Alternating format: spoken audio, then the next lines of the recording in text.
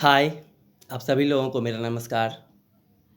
इधर कुछ दिन से हम अस्वस्थ चल रहे थे, इसीलिए वीडियो नहीं लेके आए थे 15-20 दिन से।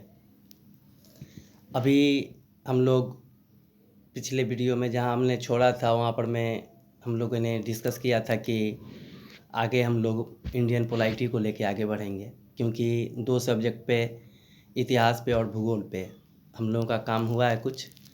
और सब्जेक्ट के तौर पे ये भी है, यानी पॉलिटी भी है और फिर इकोनॉमिक्स भी है, करंट भी है।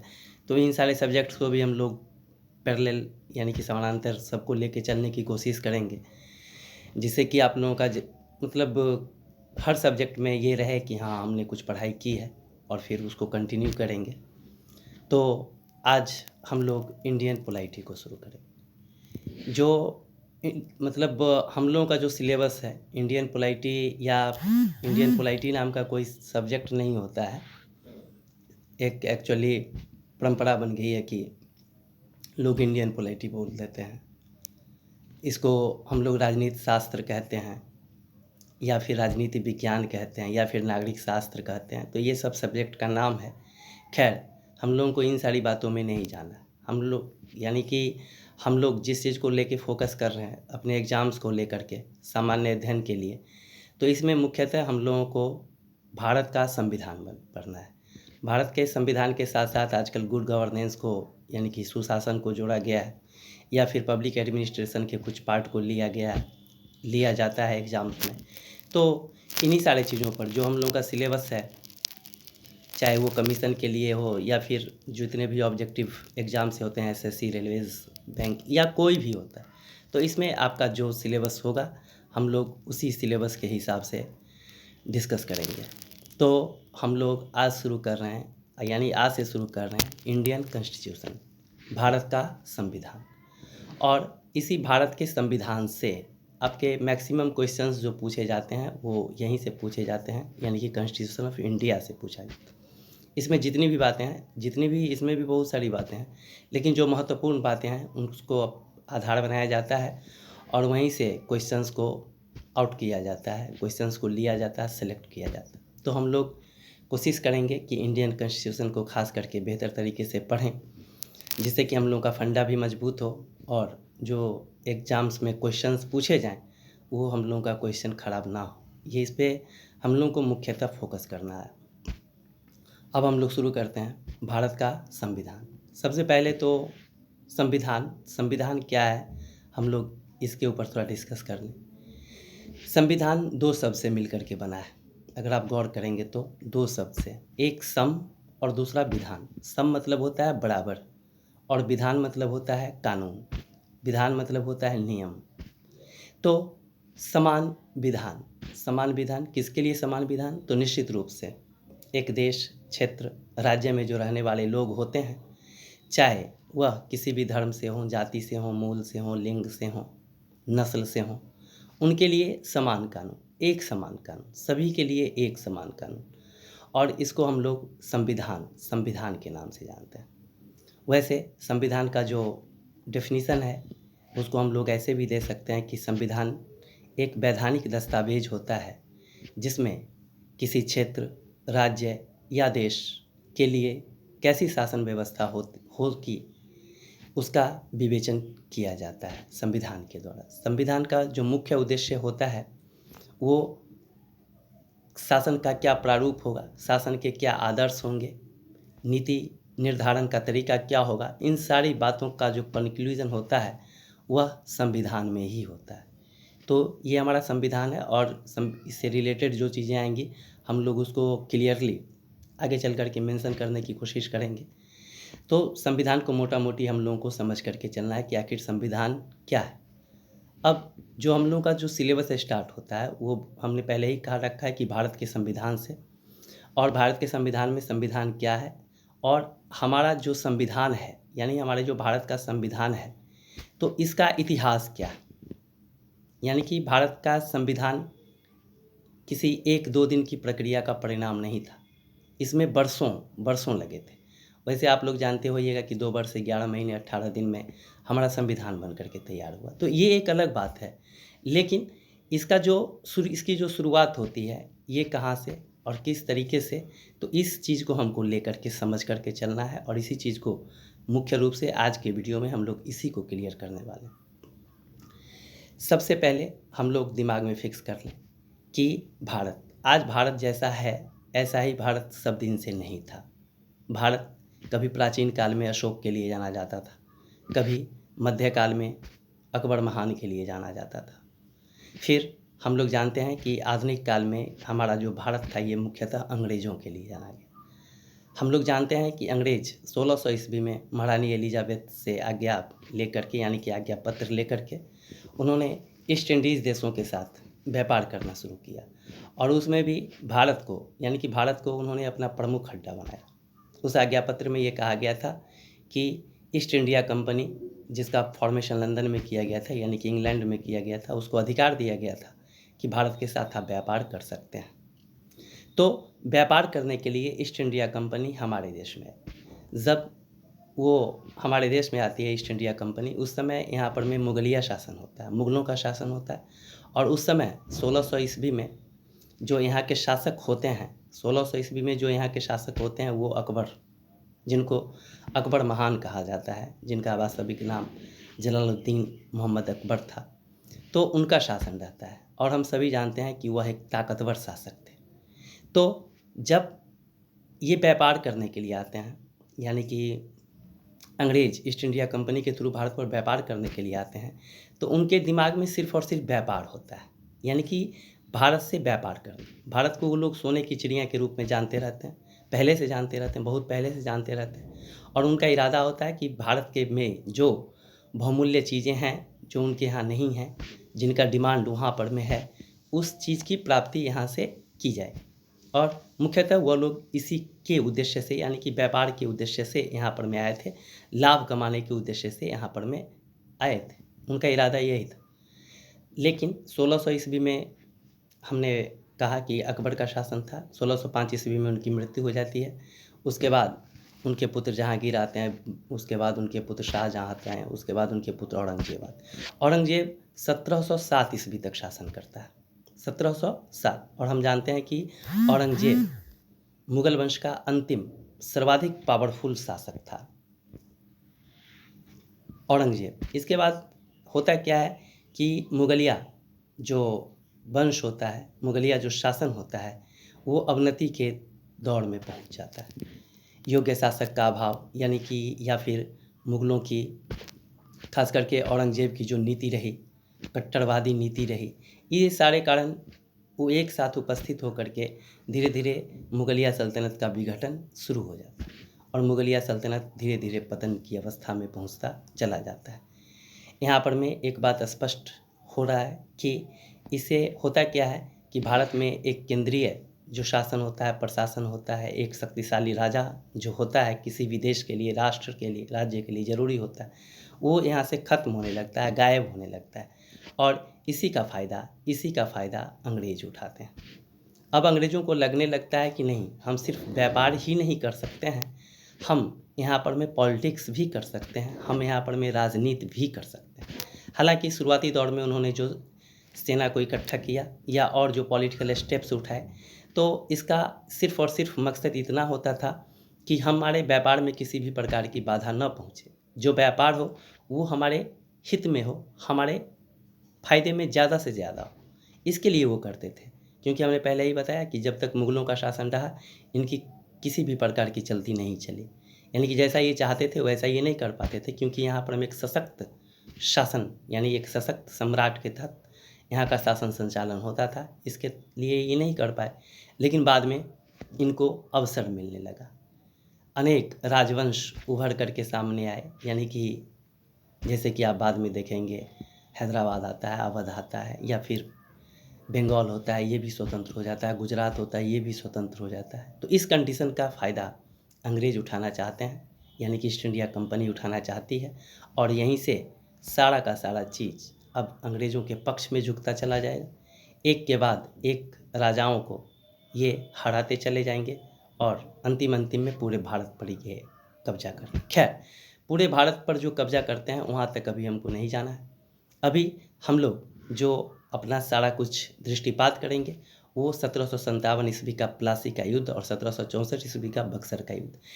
यही दोनों युद्ध होता है जो पूरे के पूरे भारत का सिनेरियो बदल देता है। यानी कि अब किसका यहाँ पर में हुकूमत होने वाला है, ये क्लियर करता है 1757 का प्लासी का युद्ध और 1764 ईस्वी का बक्सर का युद्ध। 1757 ईस्वी का जो युद्ध हुआ ये ठेठ व्यापारिक हितों के लिए ही हुआ। इस समय जो बंगाल के सुल्तान थे, बंगाल के जो नवाब उनको कहा जाता था, वो सिराजुद्दौला थे और सिराजुद्दौला अड़ियल स्वभाव का था। वो यही चाहता था कि अंग्रेज़ यहाँ पर में हैं, कोई दिक्कत नहीं है, क्योंकि उनको अब उस समय तक भगाना मुश्किल हो चुका था, लेकिन वो उसके शर्तों के साथ काम करें। जबकि अंग्रेज़ चाहते थे कि नहीं, जो करेंगे हम ही करेंगे, हम जैसे करेंगे वही करेंगे। उनको ये लगने लगा था कि आई एम द बॉस, यानी कि दे वेयर द बॉस। अब उनको लगने लगा था कि हम ही पावरफुल हैं और यहीं से तकरार शुरू होता है। ब्लैक होल की घटना होती है या और राजनीतिक घटनाक्रम होते हैं और यहाँ से तनातनी की शुरुआत होती है। अंतिम में प्लासी के युद्ध का माहौल बनता है। मीर जाफ़र गद्दारी करता है, सिराजुद्दौला को हार मिलती है, सिराजुद्दौला हार जाता है। इसके बाद यहाँ पर में सारा का सारा चीज़ अंग्रेज़ों के हाथ में आता है। दीवानी का अधिकार ये अपने पास रख लेते हैं। यहाँ पर में ये अपने एक बंदे को, यानी कि जो मीर जाफ़र का दामाद होता है मीर कासिम, मीर जाफ़र को पहले गद्दी मिलती है, लेकिन मीर जाफ़र उनके प्रलोभनों को पूरा नहीं कर पाता है, तो मीर कासिम को उसके बाद बिठा दिया जाता है। मीर कासिम को लगता है कि नहीं, हम भी अंग्रेज़ों का पिछलग्गू बन करके हम नहीं रह सकते हैं। वो भी रिवोल्ट करता है। परिणाम होता है कि 1764 ईस्वी में बक्सर में, यानी कि बक्सर का युद्ध होता है और इसमें भी अंग्रेज़ों को जीत मिलती है। मीर कासिम जो मुग़लों के साथ मिल कर के लड़ता है, इसकी हार होती है और यहाँ से क्लियर हो जाता है कि अब देयर इज़ नथिंग, यानी कि वहाँ पर में अब कुछ भी नहीं था, उनके लिए कुछ भी नहीं था। इसी के लिए 12 अगस्त 1765 ईस्वी को एक संधि होती है जिसको इलाहाबाद की संधि कहा जाता है और इस संधि के बाद, या कड़ा की संधि कहा जाता है, और इस संधि के बाद शाह आलम द्वितीय फिर इसमें इन्वॉल्व होते हैं। जो उस समय के मुगलिया सम्राट होते हैं नाम मात्र के, ये भी रहते हैं और यहाँ पर में दीवानी का जो पूरा का पूरा अधिकार होता है ये अंग्रेज़ों को मिल जाता है और ये सुनिश्चित हो जाता है कि अब जो बंगाल पर राज करने वाले थे वो अंग्रेज़ थे। और यहाँ पर में एक बात ये भी महत्वपूर्ण है, हमने अभी बंगाल को डिस्कस किया है, अभी बंगाल के बाद ही और जगह इनका एक्सपेंशन बढ़ता चला जाएगा। खैर हम लोग इतिहास नहीं पढ़ रहे हैं, लेकिन इस चीज़ की जानकारी रखना निश्चित रूप से हम लोगों के लिए ज़रूरी है, क्योंकि इसको हमको समझना होगा। संविधान को समझने के लिए इसको समझना होगा। अब 1765 ईस्वी में जो दीवानी का अधिकार, राजस्व वसूलने का कैसा तरीका होगा, किस तरीके से वसूला जाएगा, ये अधिकार इनके हाथ में आ जाता है। और अब इनको, यानी कि ईस्ट इंडिया कंपनी के सामने जो प्रमुख चुनौती होती है वो बंगाल को, खास करके बंगाल को ठीक से चलाना। कैसे? यहाँ पर में हिंदुओं के लिए अलग कानून थे, मुसलमानों के लिए अलग कानून, यानी कि कानून में एक रूपता नहीं थी, तो उनको कानून में एक रूपता लानी थी। कुछ इस तरीके से उनको रेगुलेट करना था जिससे कि उनका कारोबार ठीक से चलता रहे। और ये भी दिमाग में हम लोग रखें कि इनका अभी भी जो उद्देश्य था मुख्यतः व्यापारिक गतिविधियों का संचालन करना ही था। अधिक से अधिक व्यापार में उनको किसी भी प्रकार का ये नहीं, क्योंकि अभी जो राज होगा वो ईस्ट इंडिया कंपनी के द्वारा ही चलाया जाए। और यहीं से अब हम लोगों का जो संवैधानिक विकास है इसकी शुरुआत होगी, क्योंकि निश्चित रूप से हम ऐसा नहीं कह सकते हैं, लेकिन हमारे इतिहासकार ऐसा ही कहते हैं, या जो और लोग हैं ऐसा ही हम लोगों को समझाते हैं कि अंग्रेज़ों ने ही भारत को यूनिफाई किया, यानी कि यूनिटी इंटीग्रेशन को में बांधने का जो काम किया वो मूलतः अंग्रेज़ों ने ही किया।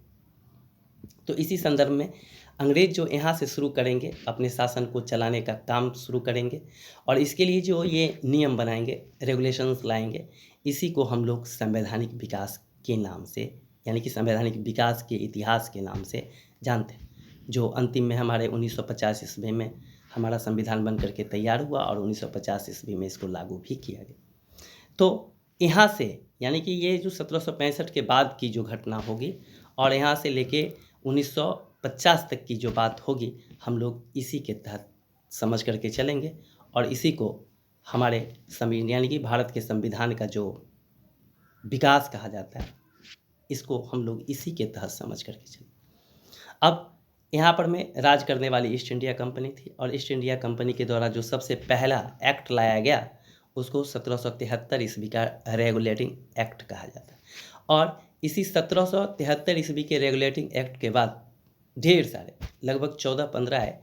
1784 ईस्वी का पिट्स इंडिया एक्ट है, 1786 ईस्वी का है।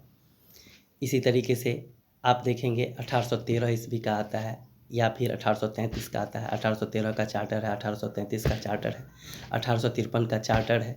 इसके बाद 1858 का भारत शासन अधिनियम है। इसके बाद 1861 का भारत शासन अधिनियम है, 1892 का भारत शासन अधिनियम है। इसके बाद 1909 का है। इसके बाद 1919 का, 1935 का, 1947 का भारत स्वतंत्रता अधिनियम है। तो यहाँ तक जो है इसको हम लोग देखेंगे कि ये सारी बातों के मूल में आखिर क्या था। अब 1773 ईस्वी का जो रेगुलेटिंग एक्ट था ये ईस्ट इंडिया कंपनी के द्वारा लाया गया। ये ईस्ट इंडिया कंपनी यानी कि ईस्ट इंडिया कंपनी के द्वारा नहीं लाया गया, ईस्ट इंडिया कंपनी के लिए लाया गया। अब इसके पीछे वजह ये थी कि यहाँ पर में जो वहाँ के महारानी हुआ करते थे या महाराज हुआ करते थे तो उनको इतना कुछ पता नहीं रहता था कि ये लोग क्या कर रहे हैं। उन्होंने तो उनको फ्री कर दिया और इन्होंने ईस्ट इंडिया कंपनी वालों ने किसी भी प्रकार का लेखा जोखा जो देना चाहिए उचित तरीके से इन्होंने वहाँ पर में देना मुनासिब नहीं समझा, यानी कि इंग्लैंड में देना मुनासिब नहीं समझा। इन लोग अपने स्वेच्छाचारिता के तरीके से इनको जिस तरीके से मन करता था यहाँ शासन करते थे, राजस्व वसूलते थे, उस पैसे का बंटवारा खुद के लिए करते थे, ब्राइबरी करते थे। ये करप्शंस का यहाँ पर में जमावड़ा लगा दिया था इन्होंने।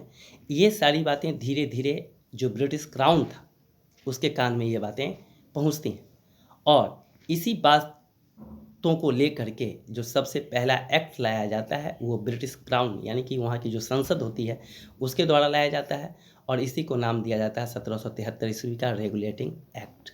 और ये जो रेगुलेटिंग एक्ट लाने का मतलब था ये सीधा मतलब था, यहाँ पर में भारत के लिए किसी विशेष प्रकार की व्यवस्था करने की बात नहीं थी। यहाँ पर में जो मुख्य बात थी वो थी ईस्ट इंडिया कंपनी को ठीक तरीके से संचालित कैसे किया जाए। ईस्ट इंडिया कंपनी की जो मनमानियाँ थीं भारत के हित में नहीं, अंग्रेज़ों के हित में, इंग्लैंड के हित में, उसको कैसे संतुलित किया जाए, इनको कैसे कब्जा में रखा जाए, ये जो उदंड हो रहे थे इसको कैसे कंट्रोल किया जाए, इसके लिए इन्होंने 1773 ईस्वी का रेगुलेटिंग एक्ट लाया। हालांकि 1773 ईस्वी के रेगुलेटिंग एक्ट में और भी प्रावधान थे, जैसे उस समय मुख्य रूप से 3 प्रेसिडेंसी हुआ करती थी। बंगाल का प्रेसिडेंसी, इसके बाद मद्रास और मुंबई। तो यहाँ पर में एक्चुअली होता क्या है कि जो मद्रास यानी कि आज जिसको चेन्नई कहते हैं और मुंबई कहते हैं इसको मिला दिया जाता है, इसमें मिला दिया जाता है यानी कि बंगाल के तहत। और बंगाल के लिए बंगाल के जो गवर्नर होते हैं उनके अधीन कर दिया जाता है और बंगाल के गवर्नर को गवर्नर जनरल का नाम दिया जाता है। तो ये सारी बातें होती हैं। पहली बार 1773 ईस्वी के एक्ट के तहत कलकत्ता में एक सर्वोच्च न्यायालय की स्थापना की गई और इसके जो मुख्य न्यायाधीश बनाए गए उनका नाम सर एलिजाह इम्पे था। तो ये सब कुछ फंडामेंटल बातें हैं, फैक्चुअल बातें हैं जिसको कि हम लोगों को देखना है।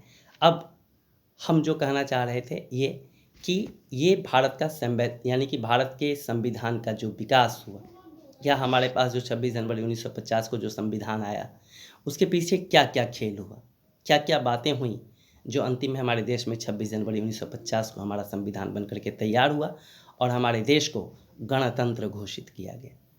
हमारा जो संविधान बनाया गया मूल रूप से भारतीयों के द्वारा बनाया गया क्योंकि कैबिनेट मिशन 1946 और इसके बाद ये स्पष्ट हो गया कि भारत ये लोग ज़्यादा दिन तक अंग्रेज यहाँ शासन नहीं करने वाले हैं और इन्होंने संविधान सभा का गठन करवाया और संविधान सभा का निर्माण करवा के संविधान को बनाने की जिम्मेदारी ठेठ भारतीय लोगों को यानी भारत के लोगों को इन्होंने दे दी।